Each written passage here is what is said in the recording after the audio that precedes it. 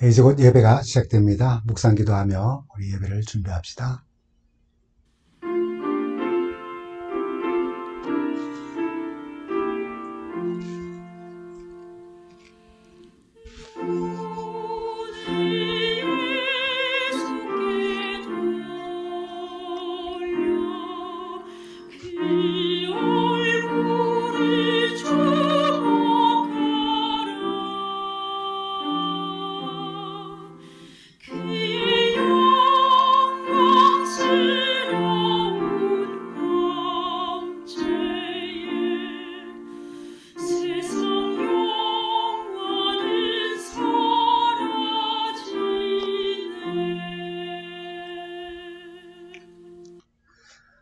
성도 여러분, 한 주간 잘 지내셨습니까?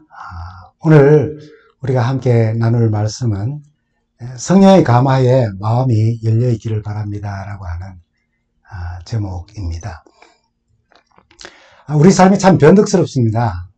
우리의 기분과 또 감정이 좋았다 나빴다 하지요. 그래서 성령의 사역에 우리의 삶을 맡기는 것, 성령의 감화에 항상 우리의 마음이 열려있는 그런 삶은 우리에게 정말로 필요합니다. 오늘 이 사람이 누군지 혹시 아셔요? 예, 1970년대에서 1980년대에 대한민국을 주름 잡으며 활동했던 유명한 도둑입니다. 전과 16범으로 별명은 대독, 큰 도둑이라고 하는 그런 별명을 가졌죠. 국회의원이나 병원장이나 또는 경제부총리 또는 부유층, 유명 인사들이 집단으로 살고 있는 그런 지역만 골라서 집을 털었습니다. 그가 훔친 물건 중에는 우리가 잘 아는 장영자 씨죠. 저희 나이 때에는 잘 기억합니다만은 그가 소유한 막대한 가치의 물방울 다이아몬드가 있어서 화제가 되었죠. 당시에는 다이아몬드가 수입 금지 품목이었습니다. 근데 어쨌든 그가 훔친 돈의 일부는 가난한 사람들에게 나눠주기도 하는 자신만의 절도 원칙을 분명히 한 도덕으로 유명해졌죠. 그 중에 하나가 아직까지 기억나는 것인데, 우리나라를 먹칠하지 않기 위해서 자기는 외국인의 집은 절대로 털지 않았다는 그런 이야기도 있었습니다. 어쨌든 당시 사회적 불만이 아주 팽배해 있던 그런 상황이라서 주로 그 부유층을 털어서 훔친 돈의 일부를 가난한 자들에게 나누었다는 사실에서 그를 영웅시하고 의적으로 표현하고 미화하는 등 그런 풍조가 한때 퍼지기도 했었죠. 그 직업에 대한 변화를 요약한 글들을 우리가 읽어보면은 참 우리에게 많은 것을 시사합니다. 제목에서 말씀드린 것처럼, 제목을 말씀드린 것처럼 참 우리가 삶이 참 기복이 심합니다. 좋을 때도 있고 나쁠 때도 있고 말입니다. 그가 도둑으로 그의 삶이 한참 잘 나가다가 이제 회개하고 종교인이 됩니다. 더 나아가서 목회자가 되지요. 아까 보신 그 사진을 여러분 다시 한번 보면은 가슴에 성경을 품고 있고 여러 사람들을 뒷배경으로 해서 있습니다. 그럼 목회자가 됩니다. 또 자신의 경험을 사람들에게 나누는 강연자가 되어서 이곳저곳을 다니면서 좋은 이야기들을 함께 나누었습니다. 삶이 완전히 변한 것처럼 보였지만 2000년 일본에 선교사업차 갔다가 대도 시절에 그 유혹을 이기지 못하고 도둑질을 합니다. 일본 경찰에게 잡혀서 거기서 3년 6개월 형을 살고 귀국을 하게 되죠. 성실히 살려고 아마 발부둥 쳤을 겁니다. 귀국 후에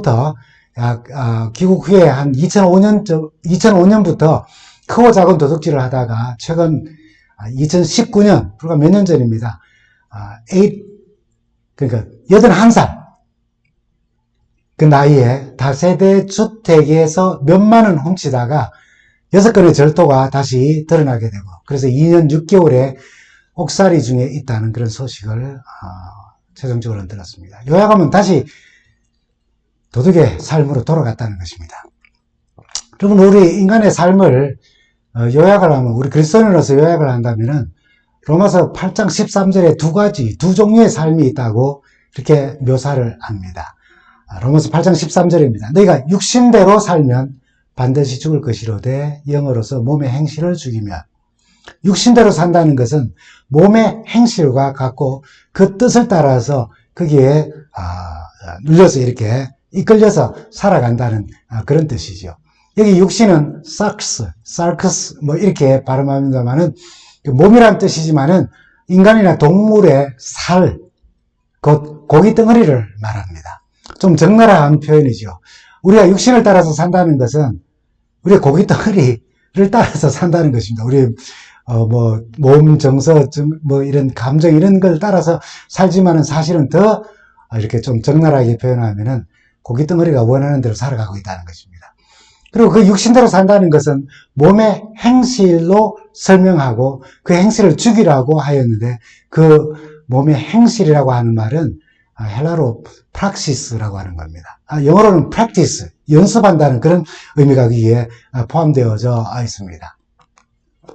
몸의 행실, 몸의 습관, 지금까지 우리 몸이 훈련하고 연습하여서 습득해온 행실을 말하는 것입니다. 몸의 행실을 따라서 사는 것, 왜 습관을 따라서 산다는 것입니다. 그것이 의식적이든 그것이 무의식적이든 반복하고 연습하고 훈련된 결과로서 자기도 모르는 사이에 그냥 생활하게 되어지는 습관화된 그런 삶을 말합니다. 익숙해져 있는 것이죠. 아무렇지도 않게 그냥 자연적 나오는 말투, 얼굴 표정, 그리고 행동들을 말하는 것입니다. 그 결과는 죽음으로 이끈다고 사도 바울은 우리에게 권고합니다. 물론 선하고 좋은 몸의 행실, 몸의 열매들도 있습니다. 바울은 갈라디아 5장 19절에서 21절에 이 몸에 우리를 결국은 죽음으로 이끌고 가는 그 몸의 행실에 대하여서 이렇게 표현합니다. 육체의 행실은 환히 드러난 것들입니다. 곧 음행과 더러움과 방탕과 우상숭배와 마술과 원수매증과 다툼과 시기와 분냄과 분쟁과 분열과 파당과 질투와 술취함과 흥청망청 먹고 마시는 노름과 그와 같은 것들입니다. 라고요. 여기 특별히 우리가 좀 눈에 띄는 게 마술이라고 하는 게 있습니다. 흔히 TV에서 보는 빠른 손놀림이나 속임수로 마치 불가사의한 일을 가능케 하는 것처럼 없었던 게 나타났던 게 갑자기 사라지는 그런 것들을 행하는 그런 구경거리보다는 성서에서 마술이라는 말을 이야기할 때는 현대적 의미로 보면 그건 아마 강신술과 연결되어져 있다고 보면 되겠습니다. 그냥 빠른 손놀림이나 어떤 속임수가 아니라 정말 이것이 하나님께로부터 온 듯한 느낌을 주는 사단의 역사로 우리가 볼 수 있다는 것입니다. 읽어보시면은 우리가 다 아시지만은 여기에 열거된 육신 또는 몸의 행실은 육체의 욕구를 충족시키기 위하여 습관적으로 익숙하게 만들어버린 악한 행실들을 여기에 나열하고 있습니다. 원수 맺는다는 것, 다투는 것, 시기하는 것, 분쟁하고 분열하고 질투하고 하는 이 모든 것들은 우리가 몸에 배어 있는 몸의 행실로서 나타날 수 있는 것들입니다. 문제는 그런 죄의식 없는 습관이 되어버린 것이 문제라는 것이죠. 자신이 그런 행동을 하는지도 모르고 그것이 얼마나 악하고 누군가에게 상처를 주고 힘들게 한다는 것조차도 모르고 그냥 자연스럽게 행동하게 된다는 것입니다. 그래서 이러한 행실들은 멈춰야 합니다. 이 행실들을 멈춰야 하기에 우리에게 두 번째 삶을 사도 바울은 이렇게 소개를 합니다. 전혀 다른 반대의 삶이죠. 조금 전에 우리가 읽었던 로마서 8장 13절에 있는 말씀입니다. 너희가 육신대로 살면 반드시 죽을 것이로되 영으로서, 육신대로 사는 것이 아니라 영으로서, 성령으로 우리가 살아가며 몸의 행실을 죽이면 그때 산다는 것입니다. 첫째는 살펴본 것처럼 우리가 육신대로 기분과 감정을 따라서 우리 마음이 내키는 대로 그냥 사는 삶과, 둘째는 그 마음속에 역사하시는 성령 하나님께서 우리를 인도하시고 이끄시는 대로 살면서 그 몸의 행실을 죽이는 것입니다. 갈라디아 5장 16절에는 조금 더 덧붙여서 우리에게 이렇게 말씀하죠. 성령께서 인도하여 주시는 대로 살아가십시오. 영으로서 살아간다는 것은 바로 성령께서 인도하여 주시는 대로 살아가십시오. 그러면 육체, sarcus 혹은 sarcus라고 하는 그 욕망을 채우지 않게 된다고 그렇게 권면합니다.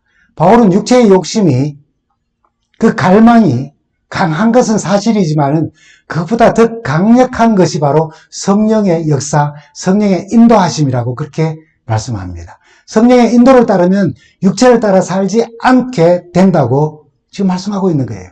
우리는 성령의 능력을 다 믿습니다. 그렇죠, 여러분? 창조의 사역에 함께 하신, 무에서 유를 만들어내신 성령의 역사를 우리는 알고 있고 믿고 있고, 사도 바울은 그분의 능력을 따라 살으라고 말합니다. 성령을 따라 나쁜 행실을 죽여서 살라는 것입니다. 성령의 도우심을 받아서 살라는 것입니다. 성령님의 인도하심과 지배하심을 받아서 살라는 것이에요. 그러면 육체의 욕심이 우리를 주장하지 못한다고 말하는 것입니다. 바울은 성령의 인도를 따라가는 삶에 대해서 아름다운 성령의 열매를 맺을 것이라고 설명합니다. 우리가 성경을 보지 않지만 너무나도 잘 아는 말씀이죠. 갈라디아 5장 22절과 23절에 성령께서 맺어주시는 열매는 사랑, 그리고 기쁨, 그리고 평화, 그리고 인내, 그리고 친절함, 그리고 선행하는 것, 진실함, 온유, 그리고 절제입니다. 이것을 금하는 법이 없다고 그랬어요. 24절에는 이 성령의 열매를 맺는 바탕은 그리스도 예수의 사람들이 육체와 함께 그 정욕을, 그 탐심을 십자가에 함께 못 박았기 때문이라고 선언합니다. 영으로 몸 행실을 죽인다는 말씀과 통하는 말이에요. 그것은 곧 우리의 욕심과 정욕을 다 십자가에 그리스도와 함께 못 박는다는 것입니다. 그래서 이어서 성령을 따라 사는 사람의 축복을 그는 로마서 8장 14절에 우리가 13절 우리가 살펴봤지 않습니까? 14절에 우리에게 이렇게 권고합니다. 하나님의 영으로 인도함을 받는 사람은 누구나 다 하나님의 자녀입니다. 육체의 욕심을 따라 살지 말고 영을 따라서 그 육체의 욕심을 다 죽이고 살아가는 사람들은, 그래서 하나님의 영으로 인도함을 받는 사람들은 누구나 다 하나님의 자녀라는 것입니다. 성령의 인도함을 따라 사는 사람들의 축복은 바로 하나님의 자녀됨에 있다는 것입니다. 성령께서 하시는 사역 가운데 하나는 우리로 하나님의 자녀됨의 삶을 계속 살아가도록 우리를 이끄시고 인도하신다는 것에 있다는 겁니다. 성서 말씀 가운데 우리가 하나님의 자녀임을 선언하는 말씀들이 많습니다. 어떻게 우리가 구원했는지에 대한 명확한 말씀들을 잘 말씀해 놓으셨습니다. 요한복음 1장 12절에 보면 영접하는 자, 그 이름을 믿는 자들에게는 하나님의 자녀가 되는 권세를 주셨다고 하셨어요. 매우 단순합니다. 예수 그리스도를 영접하고 구세주를 믿을 때에 요한복음 3장 16절에 있는 말씀처럼 누구든지 예수를 믿으면 구원을 얻는다고 선포합니다. 얼마나 간단합니까? 하나님의 자녀됨이, 우리가 구원 얻는 것이 이렇게 간단한 복음으로 설명되어져 있습니다. 그러나 마치 죄인인 우리가 하나님의 자녀가 되고 의인이 되는 일에 엄청난 주님의 십자가 사건이 있는 것처럼 하나님의 자녀로서 이 세상을 계속 살아감에 있어서 성령 하나님의 끈질긴 끊임없는 인도와 사역이 있다는 사실을 바울은 지금 강조하고 있는 것입니다. 다시 한번 우리가 이 말씀 읽어볼까요? 하나님의 영으로 인도함을 받는 사람은 누구나 다 하나님의 자녀입니다. 하나님의 자녀가 믿으면 됐다고 했어요. 영접하면 됐다고 했지만은, 그러나 이 굴곡 많은 세상에서 우리의 마음도 이랬다 저랬다 변화가 심한 이 세상에서 그래도 우리가 끊임없이 하나님의 자녀로서 살아갈 수 있게 하는 것은 바로 하나님의 자녀됨으로 살아갈 수 있게 하는 것은 바로 하나님의 영으로 인도함을 받도록 하는 성령 하나님의 사역이라는 것입니다. 여기 인도한다라고 하는 말, 하나님의 영으로 성령의 인도함을 받는다라고 하는 말은 헬라어로 아고라고 하는 말입니다. 아고. 데리고 온다, 이끈다, 끌고 간다라고 하는 일반적인 의미를 가지고 있습니다. 예를 들면은 요한복음 10장 16절에 또 이 우리 안에 들지 아니한 다른 양들이 내게 있어 내가 인도하여야, 내가 아고해야, 성령이 인도하시는 그런 인도하심이 있어야 할 테이고 그들도 내 음성을 듣고 한 무리가 되어 한 목자에게 있게 될 것이라고요. 누가복음 4장 40절에는 해질 무렵에 사람들이 온갖 병자들을 일일이 데리고 나오매 아고, 성령께서 인도하시는 역사의 단어를 여기에 썼어요. 예수께서 일일이 그 손 위에, 그 위에 손을 얹어서 고치셨다는 것입니다. 여기 아고, 여기 인도한다는 말의 의미는 아주 따뜻하고 부드러운 손길을 생각나게 하는 것입니다. 그리고 로마서 8장 14절에 하나님의 영으로 인도함을 받는다는 것은 병자들과 부상당한 자들, 특히 소경들을 인도하는 것처럼 누가요? 그 친구들과 그 가족들이, 그걸 극진히 사랑하는 사람들이 그걸 조심스럽게 인도하여 복음으로 주님께로 인도하는 것처럼 성령께서 그런 부드러운 손길로 우리를 바른 길로 또 주께로 인도하신다는 그 사역을 설명하는 것입니다. 그러나 이 단어는 또 다른 곳에서 더욱 강력하고 아주 끈질기게 이끄시는 성령 하나님의 사역을 잘 표현해주고 있습니다. 사도행전 18장 12절에 있는 말씀입니다. 그러나 갈리오가 아가야 주 총독으로 있을 때에 유대 사람이 한패가 되어 바울에게 달려들어 그를 재판정으로 끌고 가서, 여기 끌고 간다는 것도 아고입니다. 재판정으로 끌고 가니 죄인 취급을 하는 것입니다. 유대인들이 하나님의 말씀을 전하는 제자들을 사로잡아서 밧줄로 묶고 꼼짝 못하게 결박을 하여서 재판정으로, 감옥으로 끌고 갈 때에 쓰는 단어가 바로 아고입니다. 성령께서 우리 속에 역사하셔서 우리를 인도하실 때 이렇게 강력한 힘으로 우리를 이끌기도 하신다는 거예요. 아까는 참 따뜻하고 부드럽고 참 포근한 손길로 우리를 마치 아픈 사람들을 주께로 인도하는 손길처럼 그렇게도 하시지만은 때로는 우리를 아주 감옥에 끌고 가는 포승줄에 포박한 그런 모습으로 우리를 끌고 가듯 그렇게 강력한 힘으로 끌고 가신다는 겁니다. 성령께서 우리가 하나님의 자녀로 살아가도록 엄청난 애씀의 사역을 하신다는 거예요. 믿는 자는 구원을 얻는다. 영접하는 자에게는 하나님의 자녀가 되는 권세를 주셨다. 그러나 그 뒤에는 예수 그리스도의 십자가 큰 사랑과 큰 사건이 있었던 것처럼 우리가 하나님의 자녀로 끊임없이 살아가게 하는 데는 성령 하나님의 바로 이런 엄청난 사역이 있다는 것입니다. 성령께서 우리 안에 오셨는데 우리는 육신을 따라서 두 마음을 품고 육신의 열매를 맺으러 갈 때에 목자가 양을 인도하듯이 친구나 가족들이 아픈 사람들을 주께로 인도하고 복음으로 인도할 때 부드럽고 따뜻하게 이끄시는 그 손길로 성령께서 우리를 이끄시지만은 때로는 우리를 결박하듯 묶어서 육신의 욕심이 가기 싫어하는 곳으로 이끄시고 육신의 욕심이 하기 싫어하는 그 일을 하도록 끌고 가시는, 거의 강제하듯이 우리를 인도하는 성령 하나님의 사역을 여기 이렇게 묘사하고 있는 것입니다. 이것이 바로 아고, 성령의 이끄심인 것입니다. 왜 그렇죠? 왜 그렇게 성령께서 우리 속에 역사하셔서 강력한 힘으로 우리를 이끌기를 원하십니까? 때로는 부드럽게도 인도하지만 말입니다. 왜 그렇습니까? 답은 바로 좀 전에 우리가 살펴봤던 말씀 속에 있습니다. 하나님의 자녀로 우리를 살도록 하기 위함인 것입니다. 다시 사단이 이끄는 그런 삶으로 돌아가지 않도록 하기 위함입니다. 다시 도둑질하는 사람으로 되돌아가도록 하기를 원치 않으시기 때문에 그래요.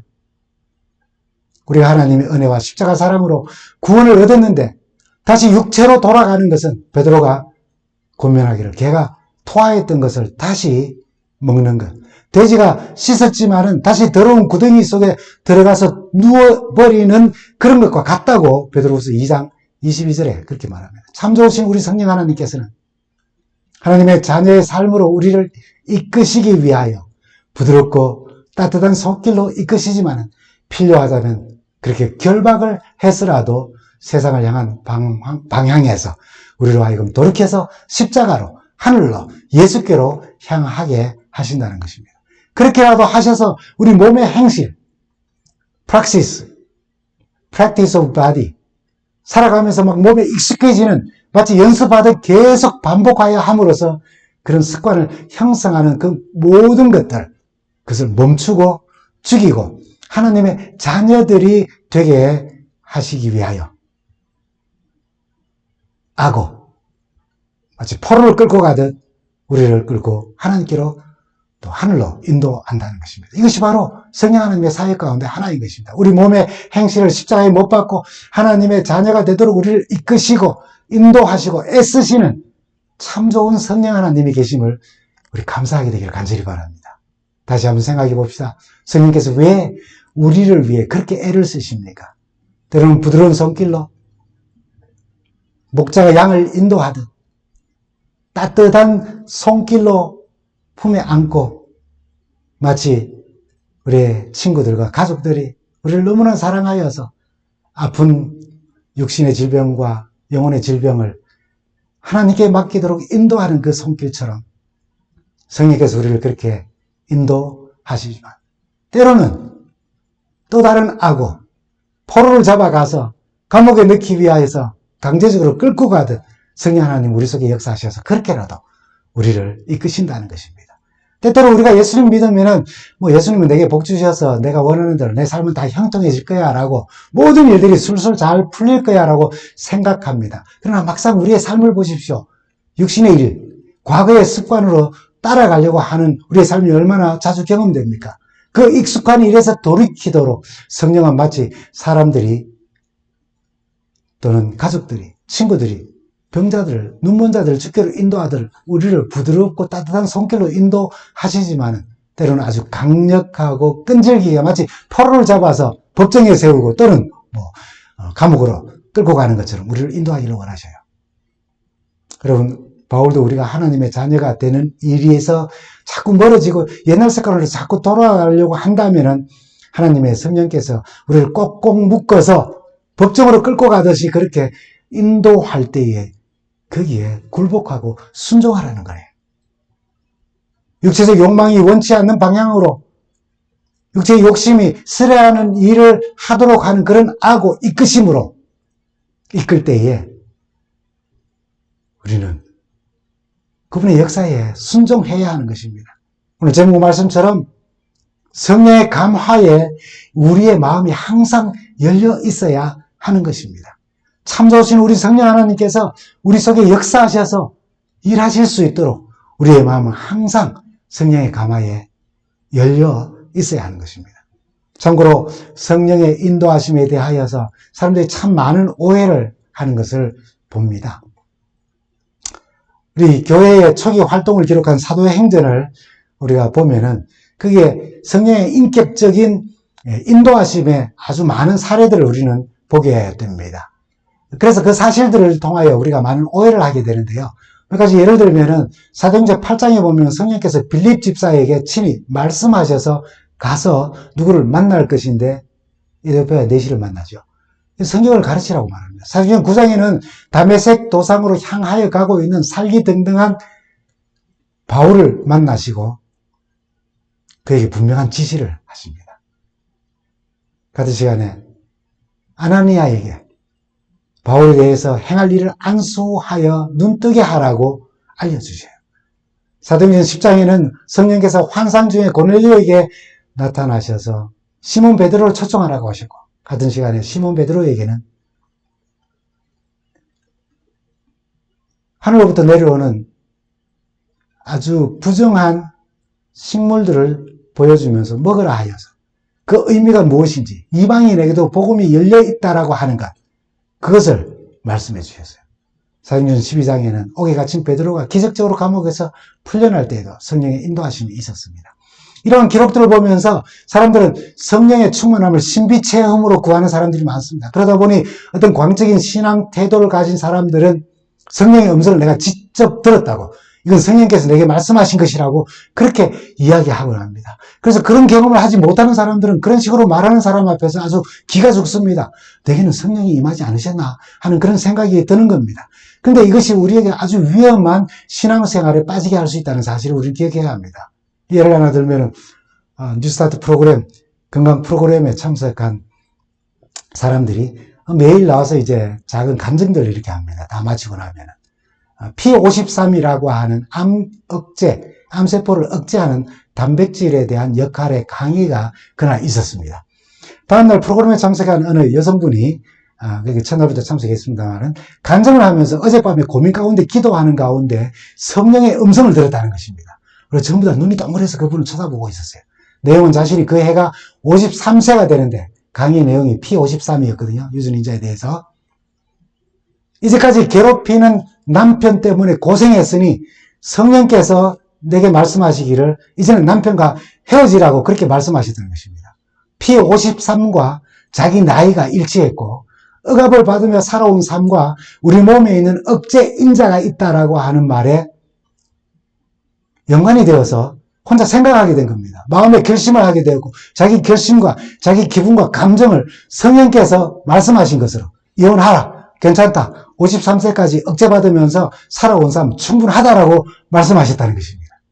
자기가 바라고 원하는 생각을 성령의 인도하심이라고 확신이 들 때에는 이것이 성경 전체에, 왜냐하면 성서의 저자가 누구이십니까? 성령의 감동하심으로 성령께서 저자이신 거예요. 그래서 이 한 저자이신 성령께서 성경에는 이렇게 말씀하시고 나한테 개인적으로는 저런 말씀하신다. 그건 잘못된 겁니다. 그렇게 하지 않으셔요. 성령 충만은 인간의 삶 속에 이런 문제를 해결하기 위하여서 성령이 충만하게 역사하는 것도 아니고 또 성경에서 우리에게 친히 말씀 이러면 이혼하라, 같이 살아라 이런 이야기 하기 위해서 성령께서 우리에게 역사하시는 것은 아닙니다. 교회 공동체의 온전함을 위하여 세상 사람들을 복음으로 인도하고 교회 공동체가 그 모든 구성원들이 하나가 되어서 하나님의 뜻을 이루기 위함입니다. 또한 우리가 말씀으로 나눈 것처럼 우리가 하나님의 자녀됨을 상실하지 아니하고 하나님의 자녀로서 이 세상을 끝까지 살아갈 수 있도록 성령께서 우리를 인도하시고 역사하신다는 거예요. 정말 여러분, 성도 여러분, 우리는 하나님의 성령의 감동하심에 우리의 마음이 정말 열려 있어야 합니다. 그래야 성령의 역사에 순종하게 됩니다. 여러분, 마음이 항상 성령의 감동하심에 열려 있으면 별다른 신비 체험을 우리가 구하지 않아도 또 그 경험을 하지 않아도 바로 우리의 자연스러운 우리 삶 속에 있는 여러 가지 기능들, 생각, 감정, 의지, 그런 기능들을 통하여서 성령의 역사가 나타나는 것입니다. 우리의 생각 속에 성령께서 임하시고 우리의 감정 속에 성령께서 임하시며 우리의 의지와 우리의 기분과 우리의 모든 기능들 속에 성령께서 역사하시고 우리를 인도하시는 것입니다. 우리가 하나님의 자녀로 이 세상을 살아갈 수 있도록 그리고 우리 교회 공동체에서 온전함을 위하여 세상의 모든 사람들에게 복음을 전하고 교회 공동체의 모든 구성원들이 하나가 되어서 하나님의 뜻을 이루기 위함인 것입니다. 성령께서는 그 일을 위해서 우리 속에 역사하시고 우리를 인도하십니다. 남다르게 며칠 전 9월 28일 수요일 기도력의 제목입니다. 내게 능력 주시는 자 안에서 내가 모든 것을 할 수 있느니라는 빌립보서 4장 13절 말씀을 주제 선구로 이 기도력의 말씀을 여러분 다 읽으셨을 겁니다. 성서에 수많은 하나님의 쓰임받은 종들에 대한 이야기로 시작됩니다. 베드로, 야고보, 요한은 모두 어부였습니다. 바울은 배운 사람이었고 누가는 의사였지만 마태는 세리였습니다. 다윗과 선지자 아모스는 양치기였고 엘리사는 농부였습니다. 라합은 매춘부였고 기드온은 흙수저였습니다. 모세는 도망자였고요. 모두 하나님의 뜻을 이루는 사역에 귀히 쓰임을 받았습니다. 어떻게 해요? 바로 성령 하나님의 역사에 감동하심에 순종하였기 때문에 마음이 열려 있었기 때문입니다. 그러면서 저자는 특이한 이력을 가진 하나님의 위대한 일꾼이 된 또 한 사람을 소개합니다. 바로 느헤미야입니다. 그가 어떤 과정을 거쳐서 페르시아의 왕 아닥사스다의 술을 받들어 올리는 주류 관리인으로 일하게 되었는지는 자세히 모릅니다만 가장 강한 군주와 아주 가까이 접촉할 수 있는 그의 직책을 활용해서 하나님께서는 그를 사용하셔서 유다를 재건하는 일에 도구로 사용하셨어요. 그의 성실함을 아마 그가 술을 올릴 때마다 왕은 보았을 것이고 그의 근심 어린 표정에 그저 술 관리인일 뿐이고 그저 포로로 잡혀한 그래서 그가 살아있든지 그가 죽든지 별로 중요하지 않은 한 왕으로서 그에게 그의 사정을 말하게 하는 기회를 얻었습니다. 그 기회를 준 것입니다. 자기 민족을 위해 왕에게 호소할 기회를 얻은 느헤미야는 왕이 만약에 좋게 여기신다면 나로 은혜를 주셔서 내 유대 땅 고향 땅으로 돌아가서 그 성을 무너진 예루살렘 성을 건축하도록 좀 나를 허락해 주십시오라고 대담한 요청을 하였고 그 청을 왕은 들어주었습니다. 덕분에 느헤미야는 예루살렘으로 돌아와서 도시를 재건했을 뿐 아니라 위협과 반역과 반대 등 숱한 어려움에도 계획을 단행할 수가 있었어요. 다행히 유다 백성들이 이 느헤미야를 향해서 이방 왕에게 술이나 따르던 사람이 이 거룩한 성을 재건하는 일에 우리의 리더가 되겠다고 절대 말도 안 되는 소리를 하지 말라고 말하면서 반대한 사람이 한 사람도 없었다는 것이 우리 마음에 큰 감동을 줍니다. 하나님께 남다르게 헌신한 그의 헌신을 보십시오. 그는 건축가가 아니었지만은 벽을 다시 쌓았고 성벽을 쌓았어요. 군대의 장수가 아니었지만은 하나님의 백성의 전투를 준비시켰습니다. 제사장도 선지자도 아니었지만은 종교의 개혁을 이루었습니다. 어떻게 해요? 성령의 감동하심에 마음이 열려 있었고 성령의 사역에 그는 응답하였기 때문입니다. 순종하였기 때문이에요. 헌신적인 느헤미야의 사례는 누군지 성령을 힘입어 하나님의 일꾼으로 쓰임을 받을 수 있다는 아주 훌륭한 본보기를 우리에게 남겨주었습니다. 스가랴 4장 6절입니다. 만군의 여호와께서 말씀하시되 이는 힘으로 되지 아니하며 능력으로 되지 아니하고 오직 나의 영으로 되느니라. 조금 전에 우리가 기도록에 있는 말씀 잠깐 나누었습니다만 베드로, 야고보, 요한, 바울, 누가, 마태, 다윗, 아모스, 엘리사, 라합, 기드온, 모세, 느헤미야 다 서로 다른 환경 속에 있었어요. 부유한 사람도 있었고 가난한 사람도 있었고 배운 사람도 있고 배우지 못한 사람도 있었습니다. 성격이 좋은 사람도 있었고 성깔이 아주 격한 사람도 있었습니다. 모두 하나님의 뜻을 이루는 사역에 귀히 쓰임을 받았습니다. 어떻게 해요? 성령의 감동하심에 마음이 열려 있었고 성령의 사역에 순종하였기 때문입니다. 이 말씀을 더 잘 이해할 수 있도록 치료봉사 159페이지에는 우리에게 이렇게 말합니다. 자기를 비워 마음속에 성령께서 활동하시도록 자리를 내어주며 하나님께 완전히 헌신하는 사람의 유용성은 끝이 없다라고요. 하나님의 영광을 위해 크게 쓰임받는 사람은 하나님께 삶을 맡기는 사람들입니다. 성령의 사역에 순종하는 것입니다. 오늘 이 순간 그리고 우리의 일상에서 매 순간 성령 하나님께서 우리를 아고 때로는 환자들을 조심스럽게 인도하는 가족들의 손길처럼 양을 인도하는 목자의 부드러운 손길과 그 가슴의 품처럼 때로는 포로를 잡아 결박하여 끌고 가듯 강력하고 끈질기게 인도하듯 성령께서는 그렇게 우리의 처지에 맞게 우리의 삶 속에 역사하셔서 우리를 인도할 것입니다. 우리의 삶을 성령 하나님께 온전히 맡기게 되길 간절히 바랍니다. 성령 하나님의 감동하심이 우리의 마음이 항상 열려 있어서 하나님의 손에 유용하게 사용되는 우리 모두가 되어 살면서 다시 오시는 우리 주님을 뵙게 되기를 간절히 바랍니다.